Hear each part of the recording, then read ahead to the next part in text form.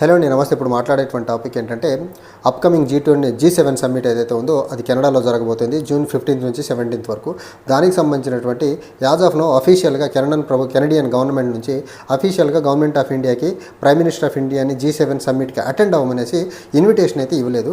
So ఇది నరేంద్ర మోదీ యొక్క diplomacy ఫెయిల్యూర్కి ఒక పరాకాష్ఠగా చెప్పుకోవాల్సి ఉంటుంది. ఎందుకంటే ఇండియా G20 అనేది జనరల్గా ఒక ఎఫ్లియంట్ ఎకనమీస్ ఆఫ్ ది వరల్డ్కి సంబంధించినటువంటి గ్రూపింగ్. అది ఆ గ్రూపింగ్ గ్యాదర్ అవుతున్న క్రమంలో India is largest democracy in the world and most populous country in the world. And ఈ మధ్య బీజేపీ కొట్టుకున్నటువంటి డబ్బా ఏదైతే ఉందో 4th లార్జెస్ట్ ఎకానమీ.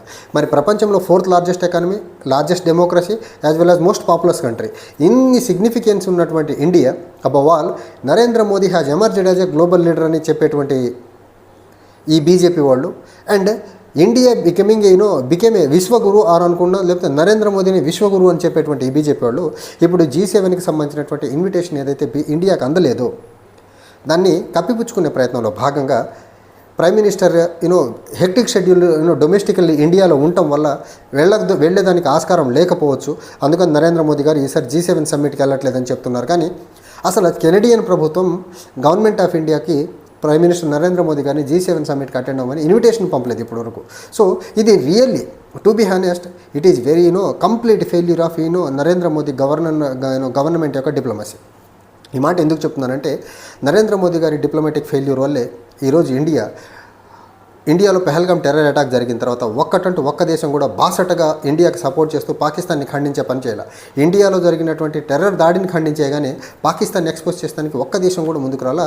అది కూడా నరేంద్ర మోదీ గారు అత్యంత ఇష్టపడేటువంటి డొనాల్డ్ ట్రంప్ అవనివ్వండి, ఇజ్రాయెల్ లాంటి దేశాలు కూడా ముందుకు వచ్చి పాకిస్తాన్ని ఖండించేటువంటి పని చేయలేదంటే నరేంద్ర మోదీ డిప్లొమసీ ఫెయిల్యూర్కి అదొక ఎగ్జాంపుల్.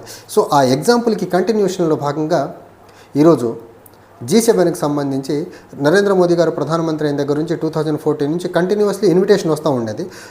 టైంని బట్టి నరేంద్ర మోదీ గారు వెళ్ళకుండా ఉండేవారు. బట్ 2019 నుంచి ఒక్క G7 సమ్మిట్ కూడా మిస్ కాకుండా అటెండ్ అయినటువంటి వ్యక్తి నరేంద్ర మోదీ గారు. అండ్ బిఫోర్ ద 2014 కంటే ముందు మన్మోహన్ సింగ్ గారు ప్రధానమంత్రిగా ఉన్నప్పుడు కూడా ఎవ్రీ టైం G7 సమ్మిట్ నుంచి ఇన్విటేషన్ వచ్చిన ప్రతిసారి కూడా మన్మోహన్ సింగ్ గారు వెళ్ళేవారు. అండ్ మన్మోహన్ సింగ్ గారు అటెండ్ అయిన ప్రతిసారి మన్మోహన్ సింగ్ గారు మాట్లాడితే G7 ఫోరంలో ఉన్నటువంటి ప్రతి లీడర్ వినేవాళ్ళు. ఎందుకంటే Manmohan Singh himself an economist, he's an statesman, above all he's a honest person. కాబట్టి ఆయనకున్నటువంటి ఎకనమిక్ ఫోర్సైట్ వల్ల G7 ఎకానమీస్ ఏవైతే ఉన్నాయో, G7 కంట్రీస్ ఏవైతే ఉన్నాయో ఇవన్నీ డెవలప్డ్ ఎకానమీస్. కాబట్టి మన్మోహన్ సింగ్ గారి నోటి నుంచి వచ్చే ప్రతి స్టేట్మెంట్ని చాలా సీరియస్ అండ్ చాలా గ్రాంటెడ్గా తీసుకొని చాలా సీరియస్గా కన్సిడర్ చేసేటువంటి వారు. కానీ నరేంద్ర మోదీ గారి పరిస్థితి ఏంటి? టెలిప్రాంప్టర్ పెట్టుకొని మాట్లాడతారు. వెనక నుంచి ఎవరో అందిస్తే మాట్లాడాలి, లేకపోతే ముందు టెలిప్రాంప్టర్ మీద ఏదన్నా కనిపిస్తే చూసి మాట్లాడాలి తప్ప ఈయనకు నా ఘరక నా ఘాటక చదువు లేదు, సంధ్య లేదు. ఈయన అంటారు కదా నేను ఛాయ్ అమ్ముకున్నాను, బిచ్చం ఎత్తుకొని బతికాననే మాటలు ఈయనే చెప్తూ ఉంటారు ప్రధాని స్థాయిలో కూర్చొని. అలాంటప్పుడు ఎన్ని రోజులని ప్రపంచ దేశాలు కూడా గ్లోబల్ ఫోరాల్లో చదువులేని వ్యక్తిని పిలిచి కూర్చోబెడతారు. Though he may be a prime minister of India. కానీ అక్కడికి వెళ్ళి ఇప్పుడు ఉన్న పరిస్థితుల్లో కెనడాలో జరగబోయేటువంటి G7 సమ్మిట్లో ప్రధానంగా డిస్కస్ చేయబోతున్నటువంటి అంశం ఏంటంటే Ukraine Russia war and second thing west ఏషియాలో జరుగుతున్నటువంటి టర్మాయిల్ ఏదైతే ఉందో, మరీ ముఖ్యంగా Israel versus Palestine and Israel versus Palestine మధ్య జరుగుతున్న యుద్ధంలో పాలస్తీనాకు అనుకూలంగా ఉండే దేశాలతో పాటు ఇజ్రాయెల్కి అన్ని దేశాలతో ఇబ్బందిగా ఉంది. At the same time Iran కూడా ప్రాక్సీ వార్ని వెస్ట్ ఏషియాలో ప్రమోట్ చేస్తుందనే ఒక ఉద్దేశంతో ఈసారి జరగబోయేటువంటి G7 సమ్మిట్లో కెనడాలో ప్రధానంగా డిస్కస్ చేయబోయేటువంటి అంశం ఏంటంటే రష్యా యుక్రెయిన్ యుద్ధం యాజ్ వెల్ యాజ్ పాలస్తీనా ఇజ్రాయెల్ యుద్ధం. ఈ క్రమంలో ఇండియాలో టెర్రర్ అటాక్ జరిగిన తర్వాత దాని తర్వాత ఆపరేషన్ సింధూర్ జరిగిన తర్వాత బోర్డర్ దగ్గర ఎస్కలేషన్ జరిగి రెండు దేశాల్లో ఆల్మోస్ట్ టెన్స్ వాతావరణం క్రియేట్ అయ్యి యుద్ధం దాకా దారి తీసినటువంటి పరిస్థితుల్లో ఇండియాకి ఇన్విటేషన్ రాలేదంటే ఇది నరేంద్ర మోదీ యొక్క డిప్లొమసీ ఫెయిల్యూర్కి ఒక పరాకాష్ట. ఈసారి G7 సమ్మిట్లో డిస్కస్ చేయబోయేటువంటి ఇష్యూనే పీస్ వార్. అది యుక్రెయిన్ రష్యా యుద్ధం అవ్వనివ్వండి, లేకపోతే పాలస్తీనా ఇజ్రాయెల్ యుద్ధం. అలాంటి పరిస్థితుల్లో ఇండియా పాకిస్తాన్లో కూడా ఆల్మోస్ట్ యుద్ధం దాకా వెళ్ళి ఆగిన సీజ్ ఫైర్ అనౌన్స్ చేసిన క్రమంలో ఇండియాకి ఇన్విటేషన్ రాలేదు. అండ్ ఇండియాకి ఇన్విటేషన్ రాలేదు అనేది ఒక ఆస్పెక్ట్ అయితే, ఇండియా ఈరోజు ప్రపంచంలో ఉన్నటువంటి సిగ్నిఫికెన్స్ చూసుకుంటే largest country population wise, most largest democracy, at the same time 4th largest economy అని బీజేపీలు డబ్బాలు కొట్టుకుంటుంది. ఈ టైంలో ఇన్విటేషన్ రాకపోవడం అంటే అసలు ఇండియన్ గవర్నమెంట్ని, నరేంద్ర మోదీ గారి లీడర్షిప్ని కరివేపాకం తీసినట్టు పక్కన పడేశారనేది చాలా క్లియర్గా అర్థమవుతుంది G7 గ్రూపింగ్ కంట్రీస్. ఇంకో పక్క మనం చూడాల్సింది నరేంద్ర మోదీ గారికి ఇండియాకి అయితే ఇన్విటేషన్ రాలేదు, కానీ ఇక్కడ మనం చూసుకున్నట్లయితే బ్రెజిల్కి, మెక్సికోకి, సౌత్ ఆఫ్రికాకి, యుక్రెయిన్కి కూడా ఇన్విటేషన్ వచ్చింది, ఆఖరికి ఆస్ట్రేలియాకి కూడా వచ్చింది, కానీ ఇండియాకి ఇన్విటేషన్ రాలేదు. మరి విశ్వగురువు కదా, విశ్వగురువు లేకుండా ప్రపంచంలో సమ్మిట్లు జరగని పక్షంలో నరేంద్ర మోదీ గారి లీడర్షిప్ ఆల్మోస్ట్ గ్లోబల్ లీడర్షిప్గా మారిన క్రమంలో మరి గ్లోబల్ లీడర్ని G7 మీటింగ్కి పిలవట్లేదు అంటే, G7 సమ్మిట్కి పిలవట్లేదంటే నరేంద్ర మోదీ గ్లోబల్ లీడర్ కాదు, గల్లీ లీడర్ కాదు అని క్లియర్గా అర్థమవుతుంది కదా. ఇక్కడ నరేంద్ర మోదీ గారు విశ్వగురువు కాదు, గ్లోబల్ లీడర్ కాదు, హీ జస్ట్ గల్లీ లీడర్.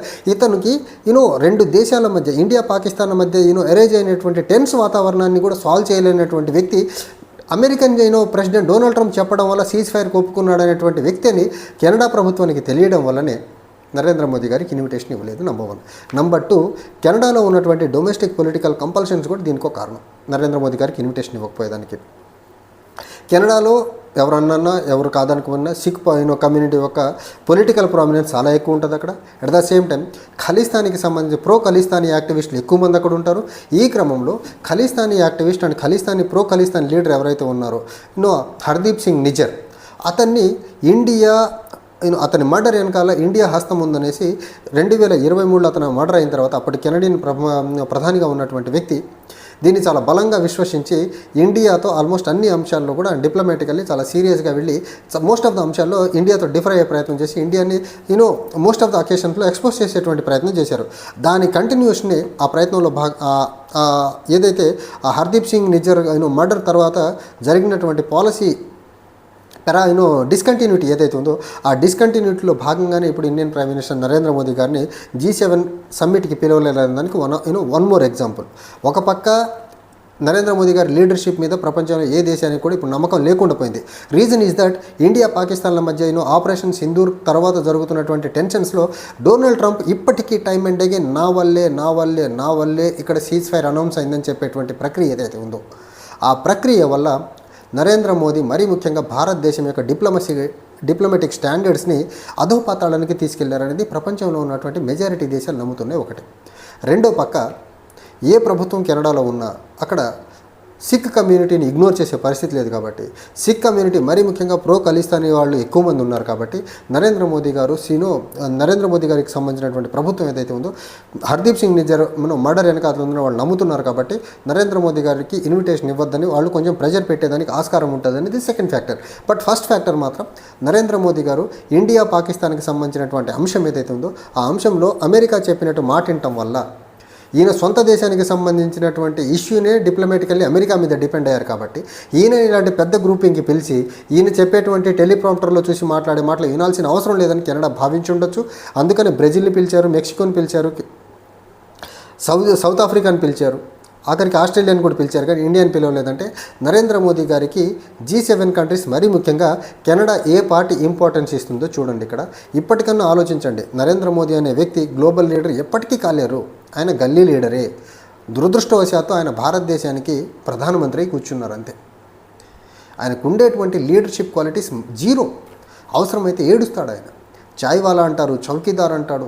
డిమానిటైజేషన్ చేసిన తర్వాత ఆయన మీద వచ్చినటువంటి వ్యతిరేకతని తప్పించుకునేదానికి నాకు జస్ట్ 1 to 3 months టైం ఎగ్జాక్ట్గా గుర్తులేదు, 90 days అడిగినట్టున్నారు ఆయన, ఇఫ్ ఐఎమ్ నాట్ రాంగ్. గోవాలో ఒక మీటింగ్లో మాట్లాడతారు, 90 daysలో డిమానిటైజేషన్ యొక్క రిజల్ట్ కానీ దేశానికి చూపించలేకపోతే నన్ను చౌరాస్తాలో పిలిస్తే ఆ చౌరాస్తాలో వచ్చి ఉరేసుకుంటానని చెప్పారు. అండ్ డిమానిటైజేషన్ యొక్క ఆబ్జెక్టివ్ ఏంటి? కౌంటర్ ఫిటింగ్ కరెన్సీ లేకుండా ఉండటం చేయడం, టెర్రరిజాన్ని అంతం చేయడము, ఇంకో పక్క కరప్షన్ని అంతం చేయడం అన్నారు. కరప్షన్ సాక్షాత్తు అదాని ద్వారానే కరప్షన్ చేస్తున్నాడు దేశంలో, అదాని అంబానీల ద్వారా. నంబర్ 1. ఎలక్ట్రల్ బాండ్ ద్వారా బీజేపీ దేశంలో ఉన్న సంపద మొత్తాన్ని కార్పొరేట్స్ నుంచి దొబ్బేసే ప్రక్రియ చేస్తుంది. సో కరప్షన్ అనేది డిమానిటైజేషన్ వల్ల పోద్ది అనేది పచ్చి అబద్ధం. అది డిమానిటైజేషన్తో కరప్షన్ ఆగలేదు. నంబర్ 1. నంబర్ 2, టెర్రరిజం తగ్గుద్దన్నారు. డిమానిటైజేషన్ చేసిన తర్వాతనే పఠాన్కోట్, ఊరి, పుల్వామా, పెహల్గామ్, అమర్నాథ్ యాత్రికుల మీద దాడి, ఇలా చెప్పుకుంటూ పోతే చాంతాడంత లెక్క ఉంది. ఉగ్రవాద దాడులు ఆగలేదు డిమానిటైజేషన్ తర్వాత. థర్డ్ ఆస్పెక్ట్ ఏం చెప్పింది ఏంటి? Counter ఫీటింగ్ currency. ఈ రోజుకి దొంగ నోట్లు సర్క్యులేషన్లో ఉన్నాయి, ఇప్పుడు కొత్తగా వచ్చిన నోట్లు కూడా. ఇంకా డిమానిటైజేషన్ ఆబ్జెక్టివ్ ఎక్కడుంది? సో ఈయన పాలసీస్ ఎంత దారుణంగా ఉంటాయో చూడండి. సో ఈయనకి పాలసీలు డొమెస్టిక్గా పాలసీలు చక్కగా ఉండుంటే ప్రపంచంలో ఏదైనా బిగ్గర్ ఈవెంట్స్కి ఈయన పిలిచేవారు. అండ్ ఎక్కడికి వెళ్ళినా ఈయన టెలిప్రాంప్టర్ బేస్ చేసుకుని మాట్లాడతారు. ఈయన దగ్గర సబ్జెక్ట్ లేదనేది చాలా క్లియర్గా ప్రపంచ దేశాలకి మెల్లగా అర్థమవుతుంది. సో అందుకని G7కి సంబంధించినటువంటి మీటింగ్కి అన్ని పిలవలేదని మాత్రం చాలా క్లియర్గా అర్థమవుతుంది. Thank you.